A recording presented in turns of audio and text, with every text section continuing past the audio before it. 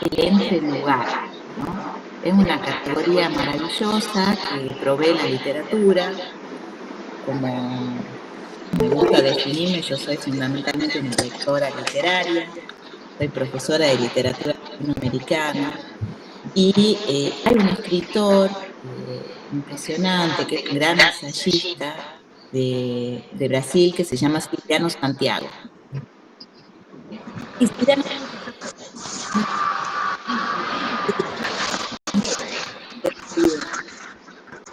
ya construye esta categoría, que yo creo que es una categoría de signo latinoamericano, porque esa es otra cuestión que tenemos, ¿no? Cómo tenemos categorías foráneas para pensarnos.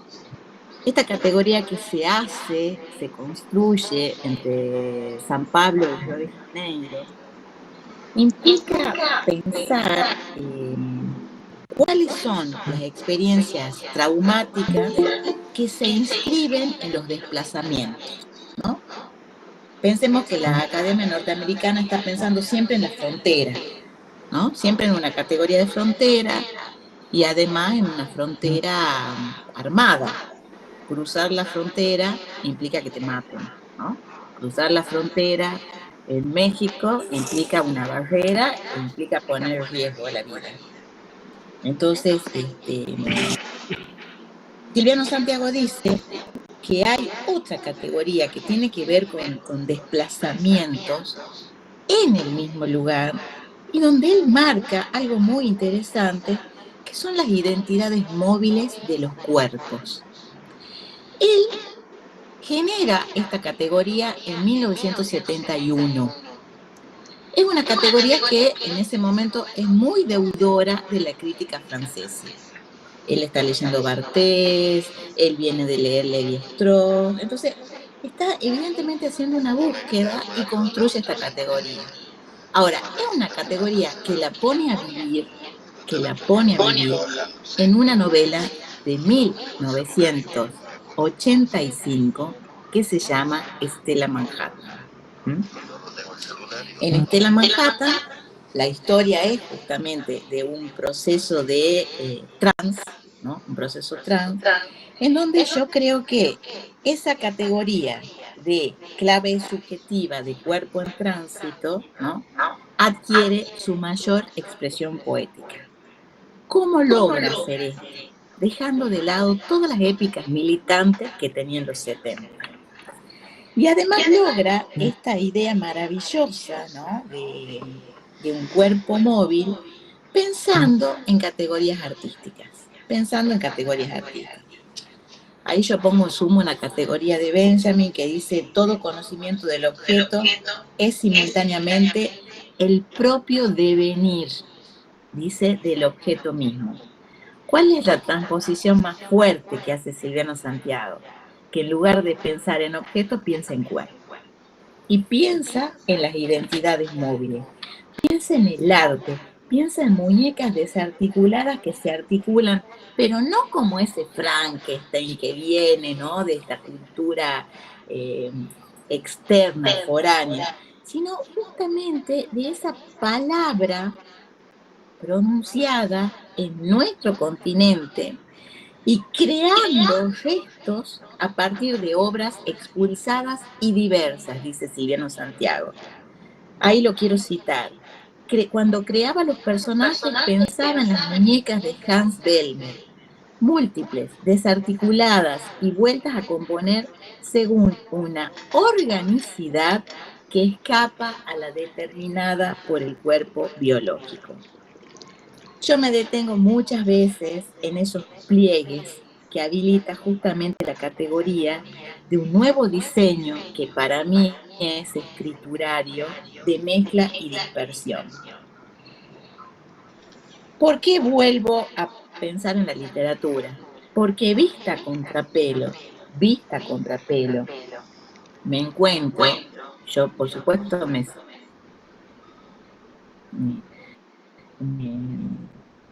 pongo a salvo en ese espigón del 85 y veo cuántas cosas nuestro propio sistema literario oscureció, ensombreció y hasta silenció. Entonces, para abrir este juego, que por supuesto es un juego de escritorio, ¿no? Donde vuelvo a pedir ayuda en la elaboración de este equipo, de este capítulo inicial de esta nueva literatura latinoamericana, donde la crítica tiene que exponer justamente el conflicto de la deconstrucción de los binomios, tradición y ruptura, masculino-femenino, norte-sur, ¿no? Pensar en el cosmopolitismo de pobres y exiliados y los expulsados del sistema, que escribimos nuestro nombre de guerra frente a la pared blanca. Entonces pienso y dejo cómo pensar ese resto que estaba invisible, que era desprovisto de interés y que hasta parecía circunstancial. Y traigo dos nombres más a esta biblioteca. José Donoso, con su novela El lugar sin límite, de 1966, en donde cuenta justamente la historia de la Manuela, ¿no? Y cómo esa Manuela es asesinada, y cómo esa Manuela tiene una hija que es la japonesita y está hablando de Chile. Y traigo la otra novela maravillosa de Reinaldo Arenas, El mundo alucinante, que comienza diciendo justamente de cómo caí en el veneno de la literatura. ¿Por qué las dejo a estas dos novelas instaladas, presentadas para pensar? Porque las dos se escriben un año antes de 100 años de soledad. Y ninguna de las dos integra el boom latinoamericano. Porque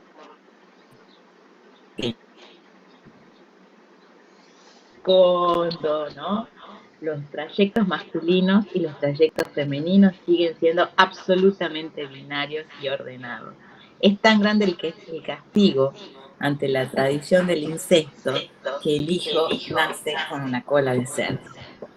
Estos dos autores, Reinaldo Arenas y José Donoso, desafían no solamente el binomio masculino-femenino en los cruces de los cuerpos trans, sino que además interpelan la lógica militante de la Revolución Cubana, ¿no?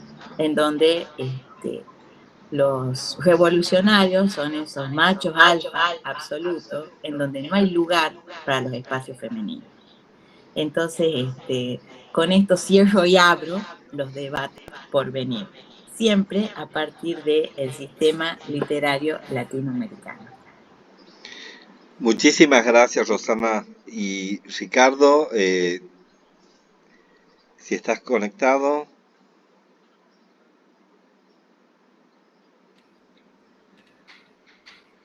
Acá estoy. Buen día. Bueno, Ricardo es parte de Mayores en la Diversidad y es una persona muy activa como militante en todos los temas vinculados con no solo diversidad, sino con promoción de derechos en general, y tiene una participación activa también en lo que es la producción cultural desde esta lógica de visibilizar a la diversidad y también visibilizar muchas tensiones y muchos espacios en los que en la diversidad todavía no nos hemos animado a ingresar, ¿no? Recientemente estuvo poniendo su voz para la poesía de Edgardo Kors, que hoy no nos puede acompañar porque está con otro temita, pero qué bueno esta idea de generar insumos que puedan ayudar a fortalecer nuestros discursos y nuestras prácticas en el territorio, ¿no? Así que, bueno, Ricardo, es un placer también que nos acompañe. Bueno, muchas gracias. Bienvenidos a todos. Hoy me toca un poco la responsabilidad también de compartir con ustedes algunos pensares que hemos charlado con Edgardo, que somos militantes ambos de Mayores en la Diversidad. Pensamos y nombramos reiteradamente el tema de los discursos de odio. ¿Qué es? ¿A qué aludimos cuando hablamos de estas construcciones sintácticas? Elijo una definición, a pesar de que definir mucho no me gusta porque siempre clausura, pero me parece que es interesante para limitar la intervención, ¿no? Un discurso de odio es cualquier discurso pronunciado en esfera pública que procura puede promover, incitar o legitimar la discriminación, la deshumanización o la violencia hacia una persona o hacia un grupo de personas. Esta definición la gestó el Laboratorio de Estudios sobre Democracia y Autoritarismo de la Universidad de San Martín. Si bien esta conversación que nos reúne es referente a los discursos de odio, yo quiero incluir los colectivos, todos los colectivos. Porque entre esos colectivos, cuando referimos a los discursos de odio, van directamente en contra de las diversidades. No puedo hablar desde este lugar de diversidades sin hacer notar cómo estos discursos segmentan, fragmentan todo lo social, y esas voces poderosas dividen los colectivos. Y esos colectivos, los más perjudicados, es el colectivo, en principio, LGBT. Luego veremos otros más. Quizá hay que pensar entonces cómo construimos estas duplas que mencionaba justamente Rosana, con mucha más erudición, por supuesto, pero que nos atraviesan como sociedad y nos limitan nuestro pensar. Enemigo adversario, visibilizar, discriminar, corruptos y puros, justicia e injusticia, como mínimo. Porque consideramos que acceder al poder es una aspiración legal, es una aspiración legítima, pero acceder con cualquier mecanismo perverso y destructivo no lo es. Pero entonces aquí aparecen los medios, los tan remanidos medios asociados al poder fáctico que operan desde hace décadas en un oyente ciudadano adiestrado para ser perezoso por la escuela, por los medios de comunicación y por los aparatos ideológicos del Estado. Hay en general, me parece a mí, una incapacidad de discernir por formación, ausencia de mirada crítica, dudar, interrogarse, que se une a la colonización de los medios, las plataformas y todas aquellas app digitales que tanto nos gustan y nos rodean. Fíjense, no nos repiten una consigna y la ciudadanía la reproduce hasta el hartazgo. Es decir, la noticia y la inmediatez como un elixir de la felicidad donde todo está resuelto y todo está digerido. Me permito citar textualmente a Boskovsky, reciente, 2016, que dice: un elemento diferenciador del momento contemporáneo es la existencia de una infraestructura de información con una escala, una horizontalidad en los flujos informativos sin precedentes en la historia.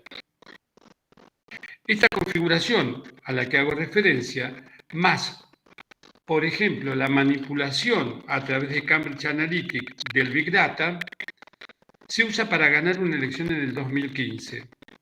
Disponible, claro está, mediante pagos multimillonarios, algo reconocido por autoridades nacionales y responsables de la información, y hace que estos medios una formidable herramienta de control y manipulación de los pueblos en su propio prejuicio.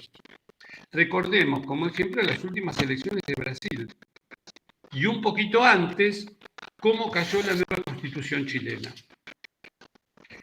Facebook, Instagram, TikTok, Messenger, Telegram, junto con los medios digitales o en soporte papel, constituyen sentido 24 horas por día, segmentando usuarios, intereses, edades, raza, religión, país, etnia. Este uso descontrolado baja línea de manera definitiva y construye un discurso, un sentido muy difícil de controlar y contrarrestar, en especial cuando el Estado decide no usar las herramientas disponibles para ese efecto. De esto a la construcción política de un enemigo indeseado solo hay un breve paso que el discurso de odio ya dio. Recordemos que esto en nuestro país tiene orígenes remotos. No voy a historizar porque sería larguísimo y muy aburrido, pero sí recordemos algo. Ustedes recuerdan un discurso de odio descalificante, estigmatizante. ¿Recuerdan que le decían el lento al presidente Ilía? Hablo de 1960, junto al escándalo de la ley de patentes y los laboratorios. En el 1920 a 1929, Caras y Caretas reproducía el peludo, que era el presidente Irigoyen, inundaron el país con los grafitis Viva el cáncer, 1952. Llego a Puti Montonera, Cristina Fernández, en Twitter y en todas las plataformas digitales al unísono todo el tiempo. Vayan a lavar los platos, ministro de Economía Cavallo, a los científicos, 1991. Vagos, vayan a trabajar. A todos nosotros los viejos que estábamos en las manifestaciones y semaforazos cuando se juntaron 1 millón de firmas en contra de la reforma previsional. Pedófilo y corrupto, 1950-52, al presidente Perón. Estos conceptos breves se usan desde las élites dominantes en contra de las bases proletarias y trabajadoras, en todos los medios de comunicación concentrados con un criterio ideológico, indudablemente respecto al poder. La dominación es también desde el lenguaje. Pero este breve recorrido, y apelo solo a la memoria, es donde puede medirse y establecerse el real poder de daño que construyen los discursos. Es la acumulación, año tras año, década tras década, que construye sentido. Y ese sentido es el ingrediente fundamental del discurso de odio. También podemos pensar algunas causas posibles, por ejemplo, la sobreinformación, la fake news, la desinformación. Martini Lucchesi en el 2019 dice que todo relato es una construcción y la noticia es un relato. En tal sentido, lo artificial de la noticia es que se legitima y se vuelve natural en las razones que brindan los criterios para decidir qué es noticia. Ardini y Corso, del 18, afirman que el lenguaje, las subjetividades, las líneas editoriales que emergen de las estructuras de la propiedad de los medios y plataformas, los intereses económicos y políticos justifican la acción deliberada que implica la creación y la difusión de información engañosa. Fake news son artículos de noticias que son intencionales y que cuando se verifican son falsas, no obstante eso siguen circulando.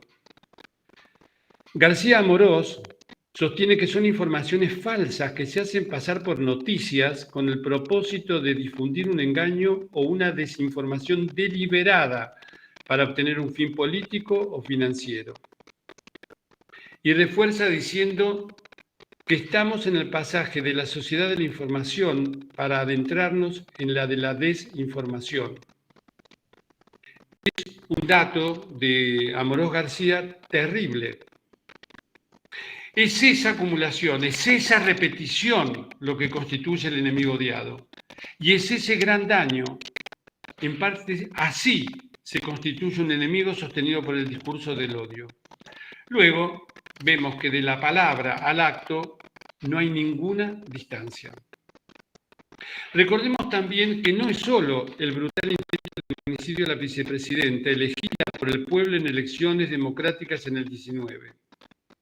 Se lo considera además un femicidio y un magnicidio en tanto mujer y persona pública elegida por el pueblo. Hay un discurso que nos confronta y nos advierte que se está jugando democracia versus los neofascismos o los resurgimientos actuales. Ustedes ya conocen, principios del siglo XIX con Adolf Hitler, pero también principios del siglo XXI con Donald Trump. Pensemos, por favor, en los discursos de odio sostenidos por las autoridades nacionales en contra de los docentes, definidos como vagos, viejos e incapaces, o los enfermeros, residentes y concurrentes no valorizados y maltratados, y la tarea ímproba que realizaron durante la pandemia. Esa gente, descalificada por el discurso de odio, sostuvieron como pudieron hospitales destruidos por la gestión macrista y colaboraron para que la Argentina lamentáramos 130.000 fallecidos. En Brasil fueron 688.000 muertes. A los jubilados, viejos y pensionados que fueron apaleados. Ustedes recordarán la foto de la anciana juntando las berenjenas apaleada por la policía de la capital. Elijo no hablar de los discursos de odios desatados contra las minorías porque solo estigmatizan y segregan y además invitan a la eliminación del otro. Preocupa nuestra patria, pero también vemos cómo se construyeron los discursos de odio a nivel internacional en los últimos 70 años. Cómo se formalizan los ejes del mal. Cómo China pasa a ser un enemigo planetario. Cómo Rusia es la constitución de la barbarie. Cómo Europa es un jardín y Rusia es la selva. Fíjense, incluso la exclusión de Rusia del Mundial de Fútbol del 2022, cuando fue sede en el 2018. Giorgia Meloni en Italia hoy, noviembre del 22, en contra de los migrantes, la presidenta electa de Italia. Kristersson Ulf en Suecia asciende al poder y lo primero que hace es eliminar el Ministerio de la Mujer y del Medio Ambiente. Hoy, noviembre de 2022, parece que hay varios países que se olvidaron de sus historias. Francia y su imperio, España y Franco, Alemania y Hitler, Italia y sus camisas negras. En todos esos países, hoy los que montan y hacen circular los discursos de odio afirman sin pudor que los males son los migrantes, los musulmanes, los africanos y ahora, por supuesto, agregaron los rusos. El problema, amigos y amigas, es que vivimos en un mundo pequeño, hiperglobalizado y superconectado. No cometamos, por favor, el mismo error. Quizá ustedes digan que todo esto es sabido, es posible, es muy posible. Solo les estoy proponiendo ver con una mirada más amplia, salir de las anteojeras que nos proponen los medios dominantes, los medios dominantes asociados a empresas. Un ejemplo que sale y que conoce todo el mundo, Clarín asociado con Coninagro, con Papel Prensa y 500 medios controlados en todo el país. Y conviene aclarar que no es solo por el control que ejercen estos conglomerados, sino lo que más importa es que se oye en toda la nación una sola voz. En ese sentido, también quizás debemos, se me ocurre a mí, reflexionar acerca de la deuda que aparece en lo que es el área del campo nacional y popular para neutralizar esos discursos de odio. Porque no es solamente hacer, es hacer saber a la población, comunicar lo que se ha hecho, comunicar los logros, los derechos adquiridos, dar a conocer y además una responsabilidad institucional fundamental que es desenmascarar. La invitación para compartir nuestra mirada estaba limitada a las diversidades y feminismos. Pero vuelvo a lo que dije al principio. El problema es que el discurso del odio, al segmentar y dividir de modo intencional, cualquier esfuerzo que hagamos desde uno de los sectores hacen perder fuerza y potencia a nuestras posibles reacciones. Observar desde un lugar un poco más lejano los mecanismos perversos de dominación en su totalidad es posible. Por supuesto que no es fácil, pero creo que vale intentarlo. Si bien es cierto que, como dicen las minorías o las personas son destinatarias, develar cómo operan estos discursos del odio ayuda en su visibilización y eventualmente colabora en la neutralización de la sociedad. Para finalizar y agradecerles profundamente la atención, quiero apropiarme de una frase que me resultó muy pertinente. Al odio se lo neutraliza con militancia, porque la militancia es amor, pero no un amor naïf, un amor ingenuo. Amor en el sentido de colaboración y paridad.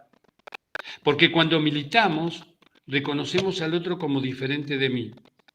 Lo distingo, pero sé que lucha codo a codo conmigo por los mismos derechos, por la misma inclusión. Y cuando hablo de inclusión, hablo nuevamente de los colectivos, el colectivo LGBT, el colectivo de las vejeces, el colectivo de los feminismos y el colectivo de los trabajadores. Muchísimas gracias.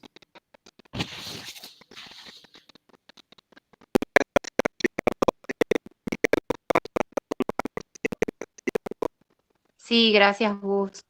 Quería hacerle una pregunta a Ricardo. Yo soy madre de un bebé y no quisiera que mi hijo crezca donde hay tantos discursos de odio. ¿Cómo puedo hacer como para evitar eso, para sumar, para ayudar? Bueno, yo no sé si es el momento de las preguntas, pero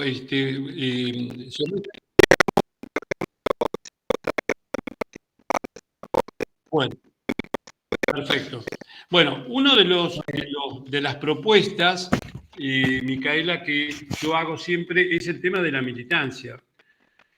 La militancia entendida no como asociada a una cuestión de las Fuerzas Armadas, sino como militancia de aquellos grupos que adherimos a cierta idea y defendemos estas ideas. Entonces, militar me parece que es fundamental. Militar constituye al otro como un par con el cual yo puedo luchar codo a codo, tal como decía en la ponencia. Entonces, yo creo que hay dos cosas que podemos hacer. Una es detectar estos discursos de odio, entenderlos, cuáles son los objetivos económicos y políticos, digamos, financieros y políticos, y por otro lado, militar para que esto se difunda. La militancia, para mí, es como las olas del feminismo. Hay varias, hay muchas, creo que estamos ya por la cuarta, pero van y vienen, pero nunca se van. Entran y salen. Y hoy los logros que ha obtenido el feminismo han conmovido el mundo. Entonces, militar para mí es fundamental. Que eso, desde mi lugar chiquitito, lo hago, porque yo creo que cuando milito, modifico el entorno y ese entorno va a seguir modificando la sociedad. Es mi opinión y chiquita. Por ahí te sirve o les sirve. Gracias, Micaela, por tu interés. Voy con Gracias. una respuesta y me sumo a lo que plantea Ricardo y le doy una vuelta más de tuerca, un hilito más en este tapiz. Y vos has hablado de una cuestión muy importante que es la maternidad. La maternidad transmite muchas cosas y fundamentalmente transmite discursos, transmite cuentos, transmite palabras, ¿no? Creo que esa lógica de los discursos de odio también implica una autofiguración. ¿Qué cuento contamos? ¿Cómo lo contamos? ¿Desde qué lugar? Empezamos hablando el había una vez. Porque la militancia, y eso sí nos han enseñado los feminismos, las distintas olas de los feminismos, nos enseña a pensar que lo privado también es público, ¿no? Y a veces esos discursos de odio se transmiten en esa escena de lengua madre, voz primera. Para mí, la clave está justamente en la razón estética, ¿no? Que se construye en ese espacio muy intersticial, casi infinito, en el cuento que contamos de Blancanieves, Cenicienta, aunque no lo leamos. Es un cuento que va transmitiéndose de generación en generación con hilos invisibles, ¿no? Y ahí es donde es importante pensar en los personajes móviles. ¿Qué personajes deviene pasaje? ¿Qué personaje deviene bisagra? Sin tonos romantizados de ficciones heroicas, ¿no? Doy un ejemplo, dos ejemplos. Uno, de Silviano Santiago, este libro maravilloso que recomiendo a todos leer de nuevo, leer en el siglo XXI, es un libro del siglo XX, y se llama Estela Manhattan. Como verán, es un libro vivido, ya tiene las hojas móviles. Y comienza diciendo así: usted no conoce a los terroristas brasileños, se ve que no los conoce, porque son todos unos putos, ¿no? Uno. Segunda escena, una película que se llama Talentos Ocultos. Talentos Ocultos, una película de pochoclo hecha por esta maquinaria Disney. Digo, por eso esta cuestión, ¿no? De la escena primigenia del cuento. Y cuenta la historia de 3 científicas que son mujeres, que son negras, en el apartheid. Todavía está Estados Unidos en el apartheid de los 60, ¿no? Y las mujeres se llaman computadoras y compiten tan luego con la IBM, ¿no?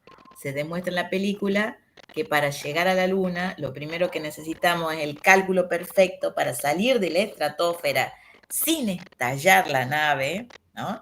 Volver y volver a salir. Esos cálculos los hacen las mujeres negras. Pero al final de la historia, pero al final de esta historia maravillosa, el gran salvador es el príncipe blanco, ¿no? Es Kevin Costner que la salva, les devuelve el baño, porque tenían que cruzar y llovía, ¿no? Les devuelve el derecho de ir al baño y de tomar café, pero sigue estando en una sala de cristal separada de nuestra heroína, la calculadora negra. Digo, ahí es donde se juega para mí el revés imposible, el que devora las posiciones más débiles, ¿no? Es la escena de asimetría total. ¿Qué cuento contamos en esa primera vinculación entre este cuerpo y las palabras de un otro? Sí. Totalmente de acuerdo, Rosana. Me encanta la idea del cuento porque justamente antes de nacer ya tenemos una envoltura sonora. Entonces, contar un cuento refuerza, cambia o modifica esa. La construcción del hijo siempre tiene que ver con algo previo a la concepción, no tiene que ver solo con la concepción. Yo hace 20 años que soy narrador oral. Entonces el tema de los cuentos a mí me pega muy fuerte, es maravilloso esto que vos acabas de decir y me permito recomendarles, que quizás lo conozcan, El infinito en un junco de Irene Vallejo, que es un gran libro donde justamente lo que construye es no solamente una mitología basada en la construcción de los cuentos de mujeres, sino que dice que la narración oral, los primeros escritos, las primeras oralidades fueron hechas por mujeres, lo cual cambia absolutamente la mirada respecto a que la construcción de los cuentos fue siempre de nosotros los varones, putos o no. No importa, no voy a ese tema, no es ese tema. Pero me parece muy pertinente y bueno, la verdad que valoro mucho, Rosana, tu comentario y gracias, muchísimas gracias. Es impresionante la máquina de narrar, que se cuela, ¿no? Porque es una provocación, por supuesto, traer Silviano Santiago, traer los cuentos que no escuchamos, ¿no? Donoso, los cuentos del boom, que no escuchamos los cuentos de los guerrilleros buenos, bellos, altos, rubios. Y acá, en esta película, que es una película de Disney, pochoclera, pero claro, los cálculos, o sea, el mundo de los números, que parece siempre destinado, ¿no?, a la racionalidad masculina, la película deconstruye esto y expone la lógica femenina, que puede ver lo que hay entre el 0 y el 1, es solo esa lógica femenina, porque además el logro que hacen es hacer muchísimo más sutil el cálculo y ver muchos más decimales entre el 0 y el 1, pero cae en su propia trampa. Al final pone el héroe, el príncipe rubio que besa, ¿no?, a la princesa que está a punto de morir. Digo, ¿cómo pensar en esa escena? Y ahí es donde todo suma, el cuento que contamos, ¿no? Esta gran máquina de narrar que se transmite como lazo de sangre, Sí, quería agregar a esto, perdón, un temita más que tiene que ver con esto de los pares que mencionaba Rosana, la escena final, cuando Kevin Costner toma una masa y destruye digamos, el cartel donde dice para blancos únicamente, también tiene que ver con un príncipe que libera a las princesas. En ese sentido me parece genial. Y yo que cuento en las escuelas hace muchos años, los chicos conocen los cuentos, la mayoría, pero conocen los cuentos de Disney. Entonces, cuando uno habla de la Blancanieves, no le dicen es Blancanieves, le dicen Aurora, porque en la película se llama Aurora, cuando el cuento tiene, por supuesto, adrede, no tener nombres para que los chicos rápidamente se identifiquen, o las chicas, o quien quiera, con esto. Pero bueno, por el otro lado, y con esto termino, porque si no vamos a charlar nosotros solos, tenemos las antiprincesas. Así que, Micaela, no sé si lo conoces, pero te lo recomendamos con entusiasmo. Muchas gracias.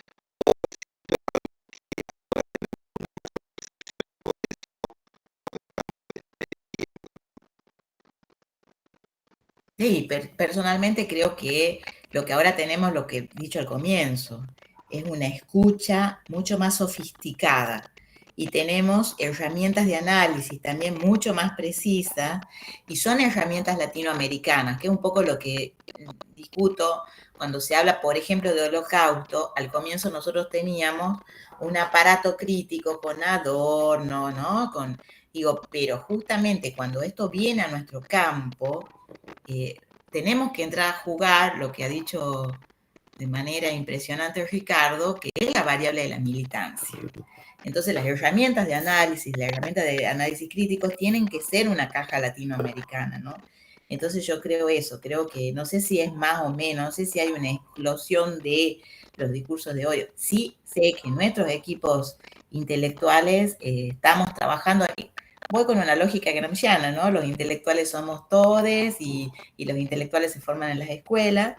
Creo que nosotros estamos perfeccionando nuestra escucha y nuestra herramienta de intervención.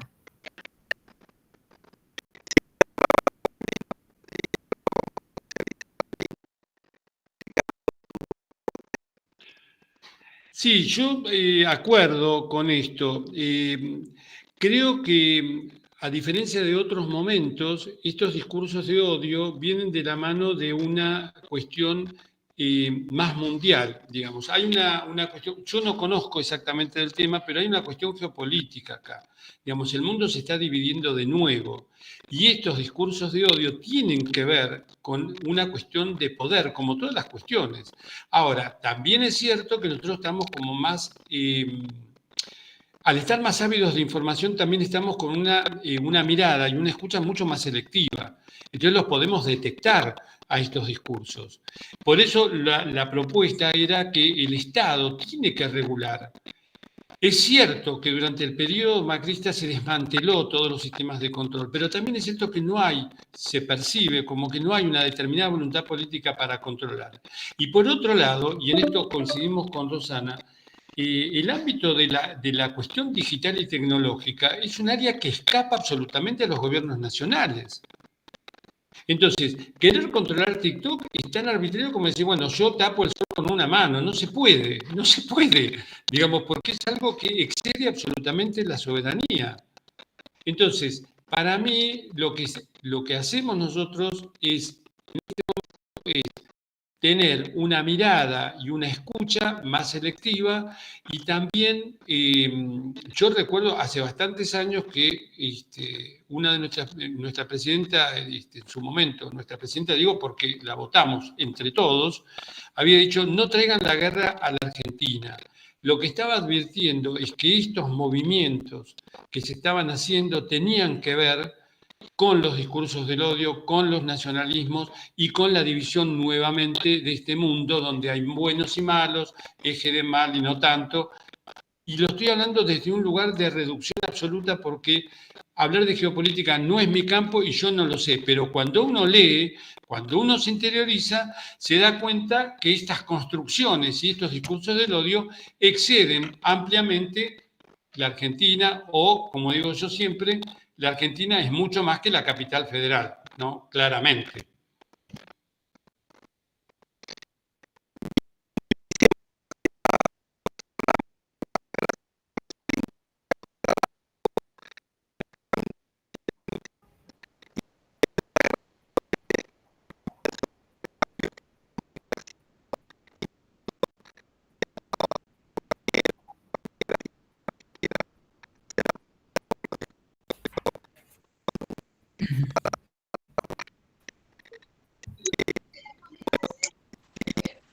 Yo agradecerte, Gustavo, agradecer, Ricardo, agradecer a toda esta pantalla, Soraya, la pregunta. Digo, este desafío, pensar una mañana de martes, me parece maravilloso y te agradezco, Gustavo, la insistencia para invitarnos, además.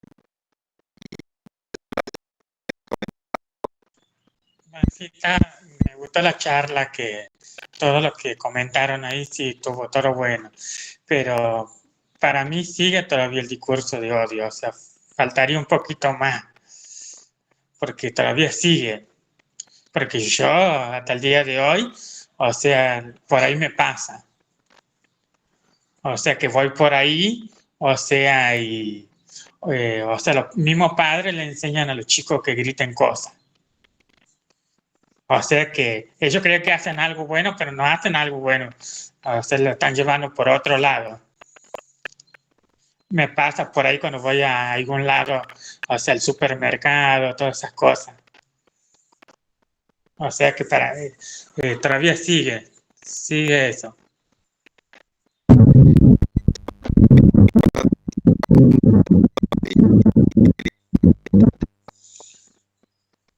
Sí. Bueno, ese es mi comentario que quería hacer yo.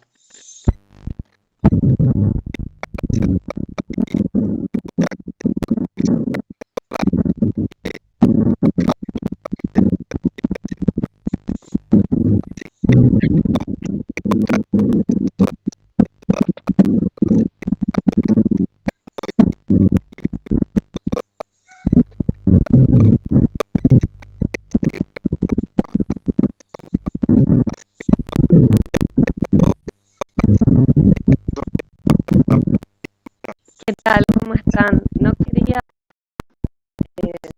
interrumpir antes, pero en el marco de la semana venimos teniendo otras charlas, hablando con profesionales, conversando con compañeras que hacen territorio, y nos parece muy importante dar información en donde las personas puedan actuar con respecto a las temáticas que vamos abordando. Y un dato importante que me parecía inherente socializar es el 0800-999-333, o sea, 43, que tiene la Defensoría del Público. ¿Por qué digo este 0800?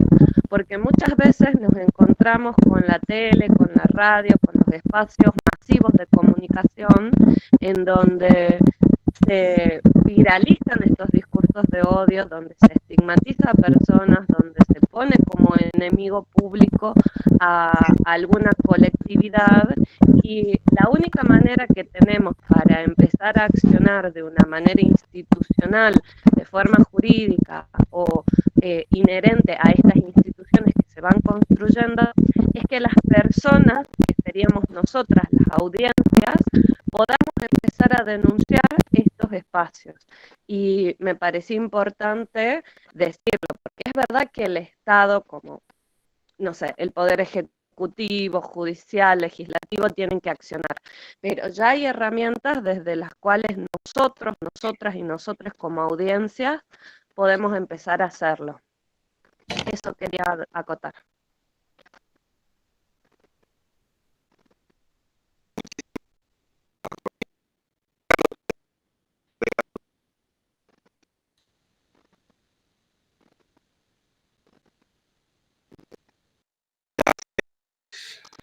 No, quería agradecerte, Gustavo, quería agradecerle a la comisión organizadora y a todos los compañeros y compañeras que participaron, porque justamente, como decía Soraya, tenemos que seguir, porque mientras no podamos desmantelar estos pares nefastos de lo masculino, femenino, justicia, injusticia, pureza, corrupción, es muy difícil que los discursos de odio desaparezcan totalmente. Podemos identificarlos, podemos neutralizarlos, etcétera, pero el trabajo, como muy bien decía Rosana, es mucho más profundo y mucho más intenso a partir de estos momentos que lo estamos descubriendo. Así que todo mi agradecimiento y les deseo a cada uno de ustedes muchísimo éxito y un abrazo para cada uno.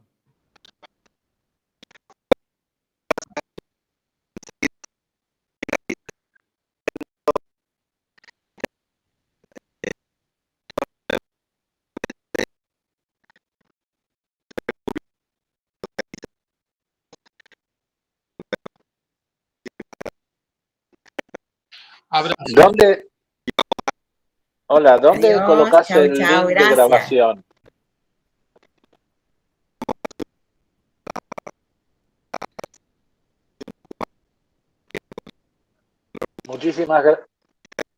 Muchísimas gracias por todos los que hablaron. Abre la cabeza. Gracias. Dale, un abrazo.